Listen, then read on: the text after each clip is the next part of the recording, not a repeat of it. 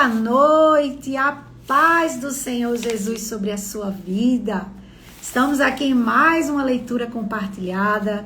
Estamos entrando aqui na seção 3 do nosso livro, que fala que a alegria da comunhão ininterrupta.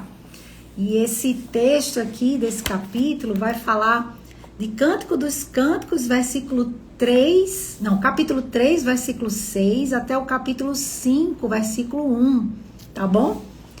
E ele começa assim: nas sessões 1 e 2 estivemos ocupados principalmente com as palavras e experiências da noiva. A gente falou muito sobre a noiva na live passada.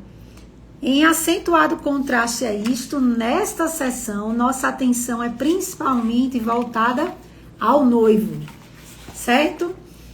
E é dele que nós ouvimos falar sobre a noiva, como objeto do seu amor e o prazer do seu coração. Então aqui as filhas de Jerusalém são as primeiras a falar. E a gente vai ler aqui o texto que fala sobre as filhas de Jerusalém, o que é que elas dizem. E diz assim: quem é esta que sobe do deserto como colunas de fumo, perfumada de mirra, de incenso e de toda sorte de pós aromáticos? E elas mesmas respondem, dizendo: eis que é a liteira de Salomão. 60 valentes estão ao redor dela, dos valentes de Israel, todos armados de espadas, destros na guerra, cada um com a sua espada à cinta, por causa dos temores noturnos. O rei Salomão fez para si um palanquim de madeira do Líbano, fez-lhes as colunas de prata, o estrado de ouro, o assento de púrpura, o interior revestido com amor pelas filhas de Jerusalém. Então, nesses versos, a noiva, ela não é mencionada.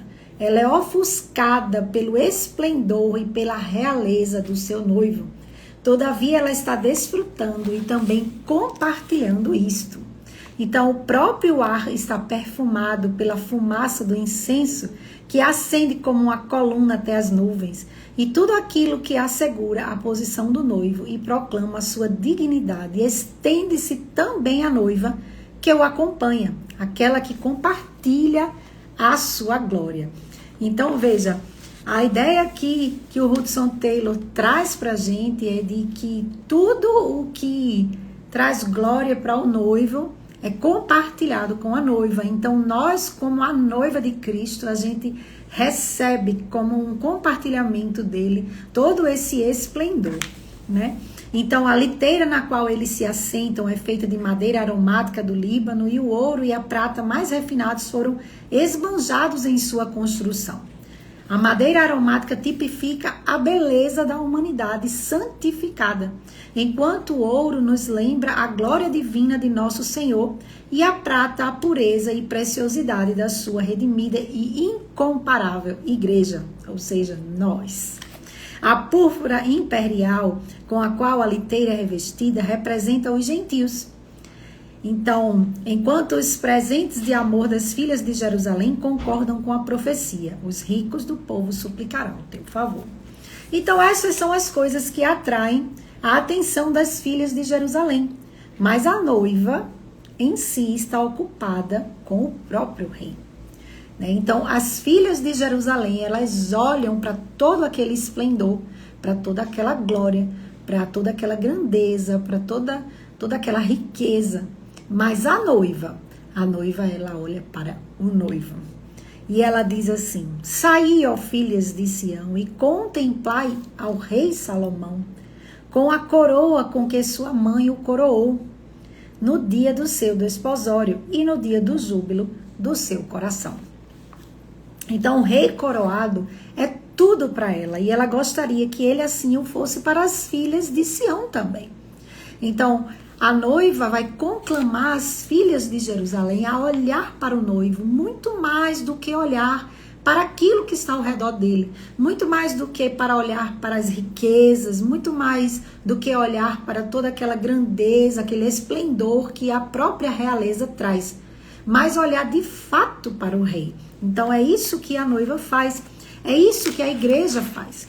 A igreja conclama os não salvos, né, os perdidos, a não somente olhar para as bênçãos do Senhor, não somente olhar para a grandeza do Senhor, por aquilo que Ele pode oferecer, mas olhar de fato para Ele como Ele é, né? Então, ela se deleita na alegria do coração dele no dia do seu desposório, pois agora ela não está mais envolvida com ele para seu próprio proveito, mas regozija-se na alegria que ele tem de encontrar nela sua satisfação. Então lembra que a gente leu em alguns capítulos passados a noiva buscando o noivo para suprir suas próprias necessidades? Lembra que a gente falou sobre essa relação que a noiva tinha com o noivo, de só buscá-lo quando precisava? Agora, ela não está mais preocupada com isso. Ela está preocupada em satisfazer o noivo. Ela está preocupada em olhar para o noivo e não olhar para si mesma e não buscar os seus próprios interesses. Então, o texto continua dizendo: será que temos cultivado suficientemente este desejo abnegado de ser tudo para Jesus e fazer tudo para seu deleite? Será que a gente tem buscado ser o deleite do Senhor? Né? Será que a gente tem buscado ser as delícias do Senhor? Será que a gente tem buscado agradá-lo? Será que o desejo do nosso coração é que Ele olhe para nós e se agrade? Ou o desejo do nosso coração é sempre buscar o Senhor para satisfação própria? É uma coisa para a gente pensar. Ou estamos nós conscientes de que vamos a Ele principalmente para nosso próprio proveito, é isso que o texto diz, ou no máximo para o bem de nossos semelhantes, ou seja, quando a gente procura o Senhor por algum familiar, por alguém que está precisando, quando a gente está aperreado com a vida de algum familiar nosso, então a gente busca o Senhor. Será que é só nesses momentos que a gente busca Ele? Será que a gente aprendeu, ou será que a gente não aprendeu ainda a se satisfazer em Deus apenas por quem Ele é e não por aquilo que Ele pode nos dar? Então vamos pensar nisso. Quanta oração há que começa e termina com a criatura, esquecendo-se do privilégio que é dar alegria ao Criador. Porém, é somente quando Ele vê em nosso amor desinteressado e em nossa devoção a Ele o reflexo de si mesmo que seu coração pode sentir satisfação plena e derramar-se em preciosas palavras de amor, tais como as que encontramos nos seguintes versos. Então veja, antes de eu ler os versos aqui, antes da gente ler os versículos, isso aqui é chave para a gente. Né? Quando diz assim, é somente quando o Senhor vê em nosso amor desinteressado e em nossa devoção a Ele o reflexo de si mesmo. Então, só quando o Senhor olha para a gente e se vê, é que o coração dele fica satisfeito em nós. Então, a satisfação do Senhor na nossa vida é olhar para a gente e se ver. Não é ver a gente, não é nos ver. O Senhor nos ama porque Ele ama a si mesmo em primeiro lugar. O Senhor nos deseja porque Ele é plena comunhão, Pai, Filho e Espírito. Então, Ele ama estar em comunhão e Ele quer olhar para a gente e se ver como imagem dEle. Então, Ele diz assim nos versos: eis que és formosa, amiga minha. Como alguém pode ser formosa? A gente só é formosa porque a gente espelha o Senhor. A nossa beleza está nele. Então imagine que o Senhor olha para você e se vê. E então Ele diz: como você é linda. Claro, eu sou linda porque Ele está se vendo. Ele não está olhando para mim, porque se Ele estivesse olhando para mim, Ele não estava vendo beleza. Não existe beleza em mim, existe beleza nele. E é porque Ele se vê em mim que Ele me chama de linda. Entenda a profundidade desses versos aqui. Então ele diz assim: eis que és formosa, amiga minha, eis que és formosa. Os teus olhos são como os das pombas entre as tuas tranças. O teu cabelo é como um rebanho de cabras que pastam no monte de Gileade. Os teus dentes são como o rebanho das ovelhas tosquiadas que sobem do lavadouro e das quais todas produzem gêmeos e nenhum há estéril entre elas. Os teus lábios são como um fio de escarlate e o teu falar é doce. Para a gente pode ser estranho esse tipo de poesia, mas para aquela época isso aqui era um tremendo elogio, né? Então, a noiva aqui, ela está extremamente elogiada, extremamente exaltada na sua beleza e na sua perfeição. Quando ele fala que todas produzem gêmeos, ou seja, exatamente iguais, simetria completa. A beleza, ela tem a ver com a simetria. Quando você olha para algo simétrico, você vê beleza, né? Isso é um dos princípios da arte. Então Deus vai falando isso aqui nesse texto. Nós já encontramos a explicação da noiva quanto a ela refletir como um espelho a beleza do noivo. Que ele, com satisfação, descreva a beleza dela enquanto ela está assim ocupada com ele. Os lábios que falam apenas dele são como o fio de escarlate.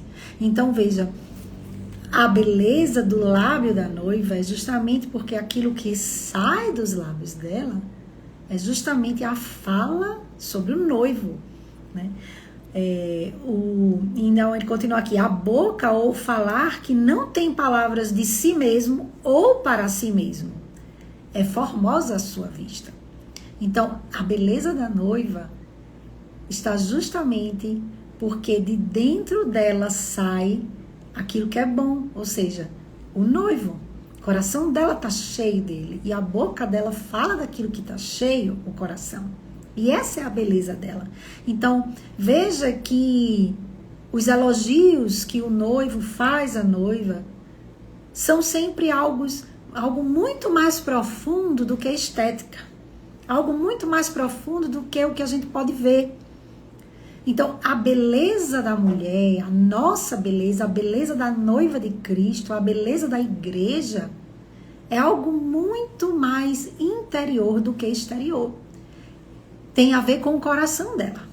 Tem a ver onde está o coração dela. Então, a sua beleza está onde está seu coração. E não naquilo que você aparenta. Então, nós podemos imaginar quão doces foram suas palavras de apreciação e elogio à noiva. Mas a alegria dela era profunda demais para ser expressada. Ela estava em silêncio em seu amor.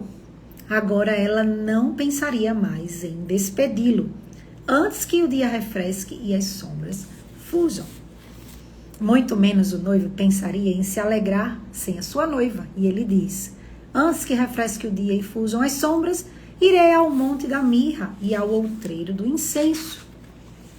Então, separação nunca vem da parte do noivo. A gente já viu isso também. Ele está sempre pronto para a comunhão, com o coração preparado.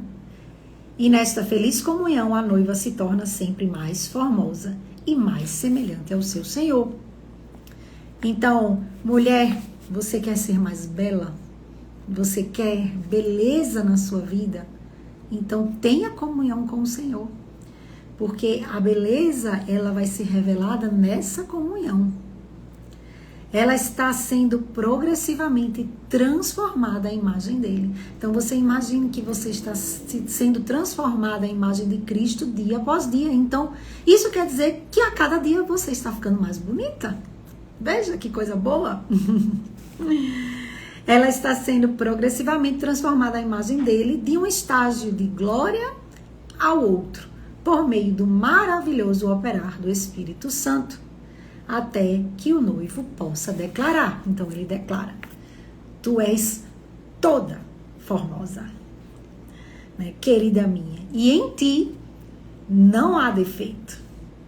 Veja, esse é o nosso alvo. Esse é o alvo de Cristo para nós também. O que a Bíblia diz? Que o trabalho do noivo, né, do marido, é entregar a sua noiva, a sua esposa, perfeita ao Senhor. Então, o grande trabalho de Cristo na vida da igreja é fazer com que ela se pareça com Ele, até Ele poder dizer: em ti não há defeito. Que coisa maravilhosa, não é? Que coisa boa a gente saber que o Senhor está cuidando de nós nesse nível aqui. Está cuidando de nós ao ponto de transformar a gente à imagem dele. E o Senhor não descansa enquanto isso não acontecer. Ele vai fazer isso conosco. E agora ela está apta ao serviço. Ora, quando é que a noiva está apta ao serviço? Quando ela está pronta. Ou seja, quando ela está sem ruga, sem mácula, quando ela está sem defeito, quando ela se parece com o seu Senhor, quando ela é a imagem de Deus. Então ela está apta a servir. E para isso o noivo a deseja. Ela não o representará mal. Então, ela não será infiel no seu serviço, não levará o nome de Deus em vão. E ele diz aqui, vem comigo do Líbano, noiva minha, vem comigo do Líbano. Olha do cume do Amana, do cume do Seni e do Hermon, dos covis, dos leões, dos montes, dos leopardos. Então vem comigo. É sempre assim. Se nosso Salvador diz, ide, portanto, fazeis discípulos de todas as nações, ele já disse antes disso, toda a autoridade me foi dada no céu e na terra. E prossegue dizendo, e eis que estou convosco todos os dias. Ou se como aqui ele chama sua noiva a vir, é ainda comigo e em relação a este convite de amor, que pela primeira vez ele muda a palavra minha querida para uma palavra ainda mais cativante. Chama ela de minha noiva. Então, o que são as covas dos leões quando o leão da tribo de Judá está conosco? Ou os montes dos leopardos quando ele está ao nosso lado? A Bíblia diz lá no Salmo 23, não temerei mal nenhum, porque tu estás comigo. Por outro lado, é quando diante dos perigos e labutando com ele em serviço que ele diz, arrebataste-me o coração, minha irmã, noiva minha, arrebataste-me o coração com um só dos teus olhares, com uma só pérola do teu colar. Então é maravilhoso como o coração do nosso amado pode ser assim, arrebatado pelo amor de alguém que está preparado para aceitar o seu convite e ir adiante com ele buscando resgatar os que estão perdidos. E se o coração do noivo pode ser encorajado pela fidelidade e pelo terno companheirismo de sua noiva, não é de se admirar que nós possamos nos alegrar e encorajar uns aos outros em nosso serviço mútuo. Então veja, se a gente sabe que o noivo se alegra conosco, a gente pode encorajar nossos irmãos a continuar servindo ao Senhor, sabendo que Ele está alegre, que Ele está se alegrando com o nosso serviço. Então, continuando, o noivo a encoraja diante das dificuldades naturais e dos caminhos íngremes e perigosos com doces mensagens de amor. Então, nessa trilha, nesse caminho de serviço ao Senhor, ele sabe também que não vai ser fácil. Mas o Senhor sempre traz para a gente uma palavra de encorajamento. E essas são as palavras de encorajamento que ele traz para a noiva, para que ela continue servindo a ele.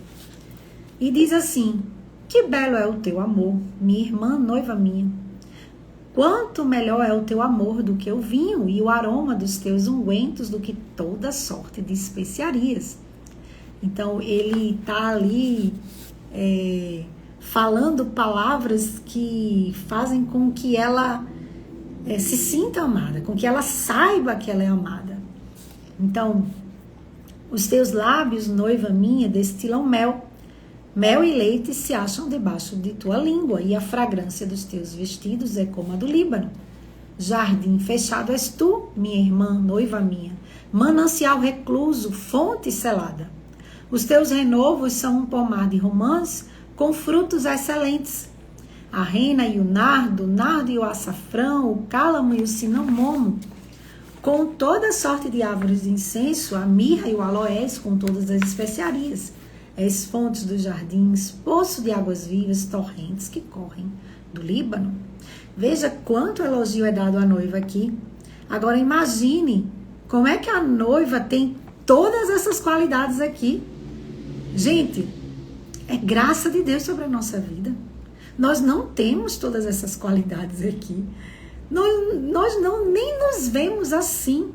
Mas o noivo olha pra gente e nos vê assim. Né? O Senhor olha pra gente e diz: você tá pronta, minha querida. Você tá linda. Você tá perfeita. Pode vir. Vem comigo e vem me servir. E enquanto ela caminha servindo ao noivo, ele vai encorajando ela. Ou seja, o Senhor sempre vai estar conosco, sempre ao nosso lado. A Bíblia, ela não falha, ela não mente, ela não muda de ideia. O que está escrito não vai passar, não vai mudar. Então, enquanto a gente caminha pelos percalços da vida, o Senhor está conosco. E parece que Ele está dizendo essas palavras para a gente.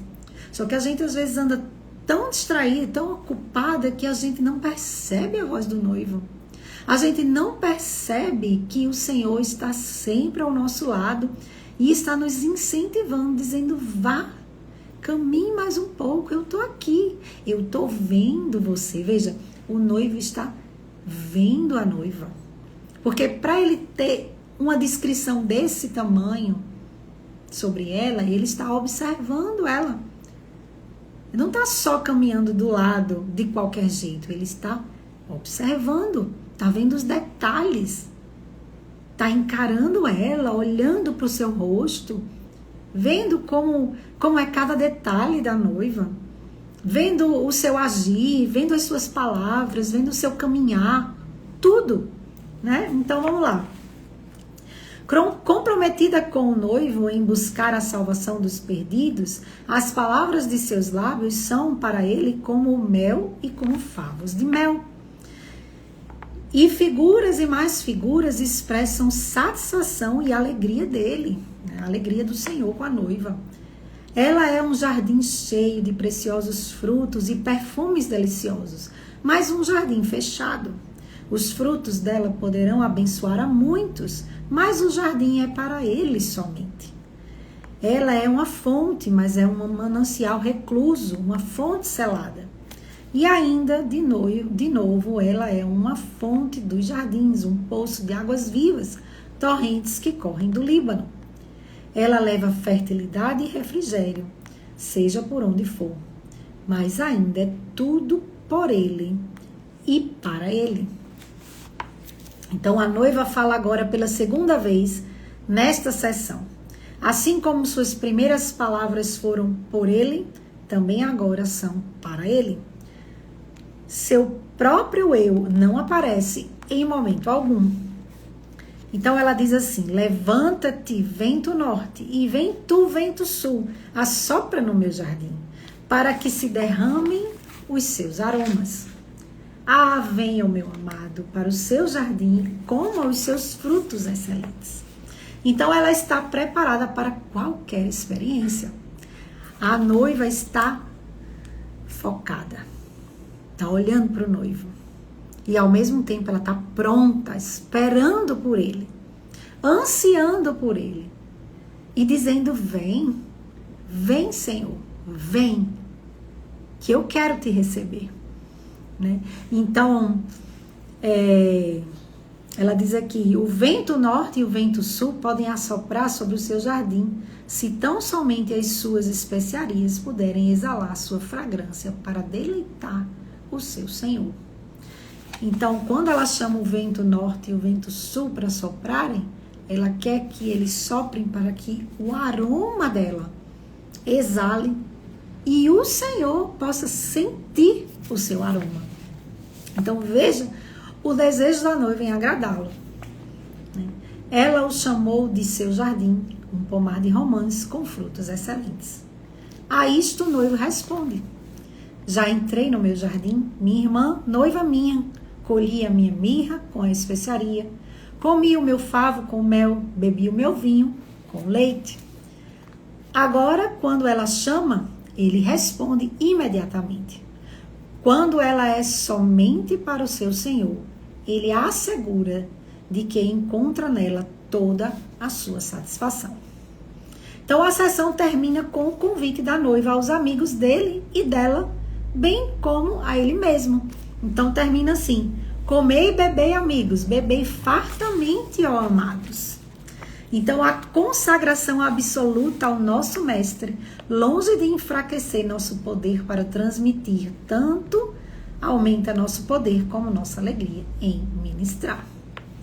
Então veja, a passagem que fala aqui dos 5 pães e os 2 peixes dos discípulos, primeiramente ofertados ao Senhor e abençoados por Ele, foram um suprimento abundante para as multidões carentes, e no ato da distribuição multiplicaram-se até haver uma reserva de 12 cestos cheios de pedaços que sobraram após todos terem sido completamente satisfeitos. O que isso quer dizer? Isso quer dizer que quando o nosso desejo está voltado para a satisfação do nosso Senhor, isso acaba transbordando. Então, a gente não só satisfaz o nosso Senhor, como a gente alimenta outras pessoas. Como o nosso coração satisfeito transborda e outras pessoas são abençoadas também. Então, nós temos, então, nesta linda sessão, como já vimos, uma figura de comunhão, né? E seus deliciosos resultados. Qual é o resultado da comunhão com o Senhor? Bênção. Esse é o resultado. Que nossa vida também seja assim. Primeiramente, um com o rei. E então, falando do rei. Né? Então, a gente vê aqui primeiro a noiva sendo uma com o seu Senhor. Depois, a noiva falando do seu Senhor. E a alegria da comunhão levando ao companheirismo em serviço. Ou seja, a noiva servindo junto com o Senhor. A ser tudo para Jesus, pronto para qualquer experiência que nos preparará para serviços futuros, renunciando a tudo por Ele e desejando ministrar tudo a Ele. Não há nenhum lugar para o amor ao mundo aqui, pois a união com Cristo preencheu o coração. Não restou espaço algum para as gratificações mundanas, pois tudo foi selado e guardado para uso do Mestre. Então, o jardim selado, que é falado no texto, quando diz que ela é um jardim fechado, é exatamente isso. É que tudo que ela tem um dono. Tudo que ela tem um Senhor. Então, aquele jardim não é de qualquer um. Aquele lugar não é de qualquer pessoa. Aquele lugar é reservado. E é reservado para o rei, para o noivo, para o Senhor. Então, que a sua vida, minha irmã, seja esse jardim selado, guardado para o Senhor. E que nessa comunhão com o Senhor, o seu cálice transborde. E que outras pessoas possam ser abençoadas pela sua vida. Se você quer abençoar a vida de alguém, em primeiro lugar, você precisa ter comunhão com o noivo. Amém? Amém, glória a Deus. Então vamos orar, vamos agradecer ao Senhor por essa noite e por essa palavra maravilhosa que Ele deixou para a gente. Senhor, obrigada, Pai, porque o Senhor nos ama apesar de nós. E o Senhor tem nos transformado cada dia de glória em glória a tua imagem e a tua semelhança, Senhor. Que a nossa comunhão contigo seja tudo o que o nosso coração deseja. E que, enfim, a partir dessa comunhão, a gente possa abençoar outras vidas. Nos abençoa nessa noite, nos guarda e que o Senhor seja tudo em nós. Em nome de Jesus. Amém. Amém, minha irmã. Se Deus quiser, a gente se vê na próxima terça-feira, tá bom? Um abraço.